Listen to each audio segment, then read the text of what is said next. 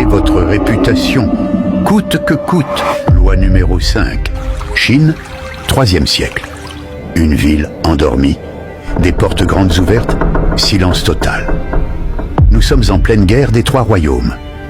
Zhuge Liang, surnommé le dragon endormi, n'a qu'une centaine d'hommes.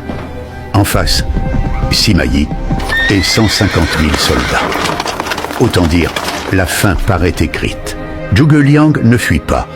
Il ordonne de baisser les drapeaux, cache ses troupes, s'installe en haut des remparts, vêtements taoïstes, encens allumé. Il prend son luth et joue, calme, imperturbable. L'armée ennemie déferle, s'arrête net devant la ville ouverte. Sima Yi reconnaît son rival. Le décor hurle au piège. Et si la garnison invisible n'attendait que l'ordre d'encercler? La scène est trop parfaite. Le doute ronge le général. Plutôt que risquer l'anéantissement, il ordonne la retraite. Sans qu'une seule flèche ne soit tirée, Zhuge Liang remporte la bataille. Depuis des années, Zhuge Liang nourrit l'image d'un stratège aux 1000 ruses. Il démasque un faux déserteur, puis il en fait un agent double.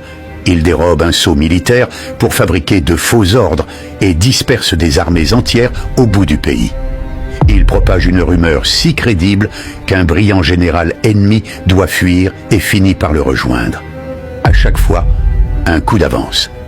À chaque fois, la légende grandit.